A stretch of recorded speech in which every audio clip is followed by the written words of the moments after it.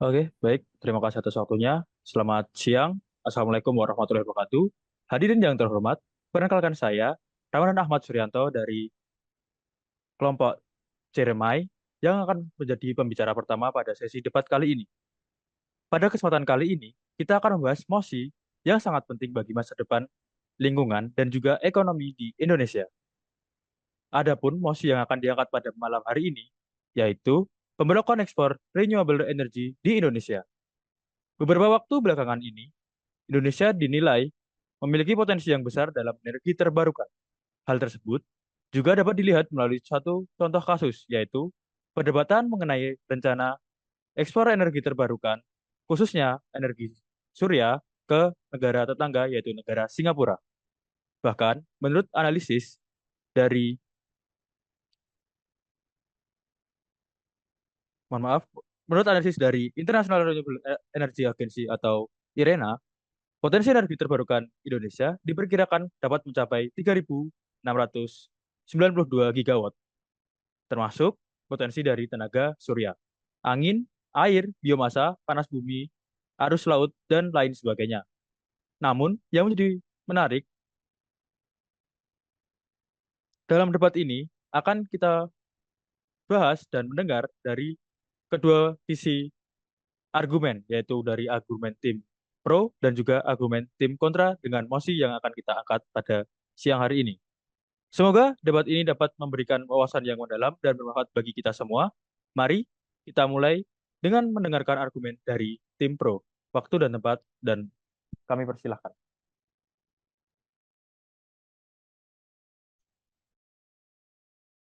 Baik, terima kasih atas kesempatannya pembicara pertama. Perkenalkan, nama saya Dia Ayu Pramesti sebagai pembicara kedua, yaitu sebagai tim pro. Di sini akan menyatakan kesepakatan saya dan mendukung mosi kali ini, yaitu pembelakuan ekspor renewable energy di Indonesia. Dalam hal ini, kami menyepakati mosi yang ada karena beberapa poin, yaitu poin pertama, adanya diversifikasi ekonomi dengan pembelakuan ekspor renewable energy di Indonesia. Kemudian, poin argumentasi kedua, kenapa kita harus menyepakati mosi yang ada pada kali ini adalah peningkatan pendapatan negara. Yang kemudian ketiga, adanya argumentasi bahwasanya dengan pembelakuan ekspor renewable energy akan membantu dalam peningkatan teknologi dan inovasi pula. Dan poin terakhir adalah sumbangsi bagi lingkungan serta keberlanjutan. Dalam hal ini, hadirin yang kami hormati, saya akan menjelaskan satu persatu penjelasan dari poin yang telah saya sampaikan. Poin pertama, mengapa pemberlakuan ekspor renewable energy di Indonesia bisa menimbulkan diversifikasi ekonomi. Dalam hal ini, diversifikasi ekonomi adalah pengalihan ekonomi dari satu sektor ke sektor lainnya sehingga tidak bergantung pada satu sektor saja. Di sini energi merupakan sebuah keharusan yang dibutuhkan masyarakat karena meningkatnya jumlah penduduk di Indonesia menjadikan peningkatan penggunaan energi pula. Nah, dalam hal ini, peran energi tidak terbarukan semakin terancam sehingga perlunya memanfaatkan serta memaksimalkan potensi-potensi yang ada dari energi terbarukan di seluruh wilayah Indonesia dengan segala potensinya. Ekspor energi terbarukan dapat membantu Indonesia mendiversifikasi ekonominya, mengurangi ketergantungannya pada ekspor sumber daya alam yang tidak terbarukan, seperti batu bara dan minyak misalnya. Hal ini tentunya akan memberikan stabilitas ekonomi yang lebih baik di masa depan nantinya. Dan yang kemudian kedua, mengapa kita mendukung pemberlakuan ekspor ini adalah bisa meningkatkan pendapatan negara. Dunia saat ini mulai beralih dari menggunakan batu bara ke sumber energi yang terbarukan. Menurut salah satu kajian peningkatan potensi ekspor misalnya, energi terbarukan itu bisa melalui pelet kayu yang demi mengurangi emisi gas rumah kaca dan mampu meningkatkan penggunaan energi terbarukan sebagai pengganti energi fosil. Dengan ekspor energi terbarukan, Indonesia dapat meningkatkan pendapatan negara melalui penjualan energi ke negara-negara yang membutuhkan sumber energi.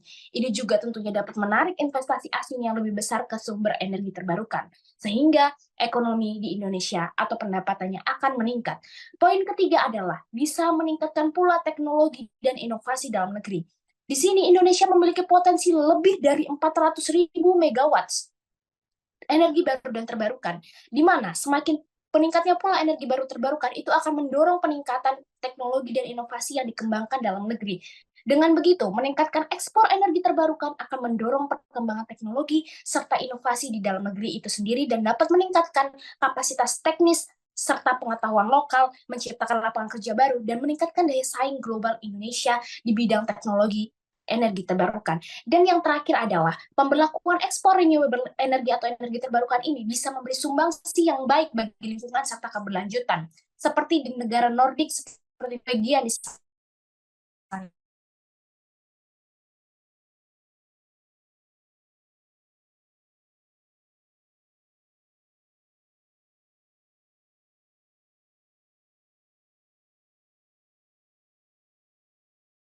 ada pengurangan emisi karbon global, membantu memerangi perubahan iklim atau climate change, dan mempromosikan pembangunan berkelanjutan. Ini juga tentunya akan membantu Indonesia dalam mendukung mewujudkan lingkungan yang baik.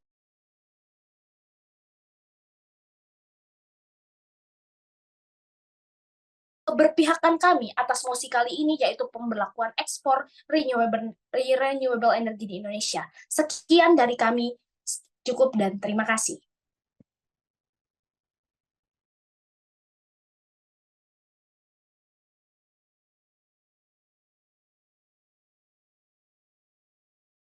Oke, baik. Terima kasih atas waktunya. Sebelum perkenalkan, nama saya Muhammad Isi Pratikno. Kami dari perwakilan dari tim Kontra akan menyampaikan pandangan kami mengenai pemberlakuan ekspor energi terbarukan di Indonesia. Di sini kami akan membuktikan bahwa ide ini lebih merugikan daripada menguntungkan, seperti yang disampaikan oleh tim Pro sebelumnya. Oke, tim Pro itu berargumen bahwa ekspor energi terbarukan dapat membantu Indonesia mendiversifikasi ekonominya. Namun, diversifikasi ekonomi seharusnya tidak dilakukan dengan mengorbankan kebutuhan energi domestik kita. Diversifikasi bisa dicapai dengan mengembangkan sektor-sektor lain yang tidak akan mengancam keamanan energi nasional. Mereka juga berargumen bahwa ekspor energi terbarukan dapat meningkatkan pendapatan negara. Namun, pendapatan ini hanya bersifat jangka pendek. Coba dipikir lebih dalam lagi. Dalam jangka panjangnya, kita akan mengalami kerugian besar karena harus mengimpor energi atau tetap menggunakan energi fosil yang merusak lingkungan. Tim Pro juga mengklaim bahwa ekspor akan mendorong perkembangan teknologi dan inovasi. Kenyataannya, yang bisa kita lihat saat ini, yakni teknologi dan inovasi dapat berkembang lebih cepat jika kita fokus pada pemanfaatan energi terbarukan di dalam negeri saja. Ini akan menciptakan lapangan kerja dan meningkatkan daya saing global tanpa harus mengorbankan sumber daya yang ada di bangsa kita. Tim Pro juga mengatakan bahwa ekspor energi terbarukan akan membantu mengurangi emisi karbon global. Namun, prioritas kita seharusnya adalah mengurangi emisi karbon domestik terlebih dahulu, bukan menambah beban pada bangsa kita. Dengan memanfaatkan energi terbarukan di dalam negeri, kita dapat mencapai target iklim nasional dan memberikan contoh yang lebih kuat kepada dunia. Kemudian, kami memiliki pendapat yang jelas-jelas lebih rasional dibandingkan tim pro. Yang pertama, yakni kebutuhan energi domestik di Indonesia lebih tinggi. Nah, di Indonesia ini masih sangat membutuhkan energi terbarukan untuk memenuhi kebutuhan domestiknya. Pemanfaatan energi terbarukan di dalam negeri masih jauh dari kata cukup.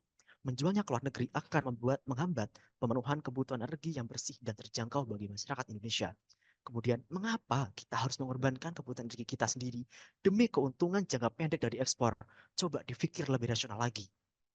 Energi terbarukan sebuah keharusan yang dibutuhkan masyarakat. Meningkatnya jumlah penduduk Indonesia menjadikan peningkatan penggunaan energi. Dalam hal ini, peran energi tidak terbarukan semakin terancam. Kemudian adalah investasi dan infrastruktur. Nah, mengenai hal ini, ekspor energi terbarukan memerlukan investasi besar dalam infrastruktur dan teknologi. Fokus pada ekspor mungkin mengalihkan sumber daya yang seharusnya digunakan untuk memperkuat kapasitas energi terbarukan di dalam negeri, serta meningkatkan akses energi bagi seluruh rakyat Indonesia. Pemerintah Indonesia saja harus mampu memperbaiki dan membentuk regulasi berupa adanya regulasi pengurangan pajak dan subsidi ekspor impor listrik untuk memacu pertumbuhan dan perkembangan energi terbarukan di Indonesia. Ini masih jadi PR sendiri di dalam bangsa kita. Kemudian, kebijakan ekspor energi terbarukan memerlukan regulasi yang ketat untuk memastikan bahwa ekspor tidak merugikan kebutuhan energi domestik. Selain itu, ada risiko penyalahgunaan dan ketidakadilan dalam implementasi kebijakan ini yang bisa merugikan masyarakat lokal dan lingkungannya. Kebijakan energi baru terbarukan Indonesia ini perlu masih menyesuaikan banyak hal yang masih menjadi tumpang tindih di antara kita. Berbeda dengan negara seperti yang dikatakan tadi, seperti Norwegia yang lebih unggul dalam pembatasan dan penjaringan energinya. keempat adalah ketergantungan ekonomi. Nah, di sini Indonesia masih mengandalkan ekspor energi terbarukan bisa membuat Indonesia rentan terhadap fluktuasi pasar global. Ketergantungan pada ekspor dapat mengganggu stabilitas ekonomi di permintaan global turun atau jika ada perubahan kebijakan di negara importir. Berdasarkan analisis kami, ini menunjukkan bahwa percepatan transisi energi bukan hanya sebatas tanggapan terhadap kebutuhan global, namun juga sebagai faktor geopolitik yang penting. Sebagai penutup, kami menegaskan bahwa pemberlakuan ekspor energi terbarukan di Indonesia bukanlah hal yang bijaksana. Indonesia harus memprioritaskan pemanfaatan energi terbarukan untuk kebutuhan domestik demi mencapai keamanan energi dan pembangunan berkelanjutan.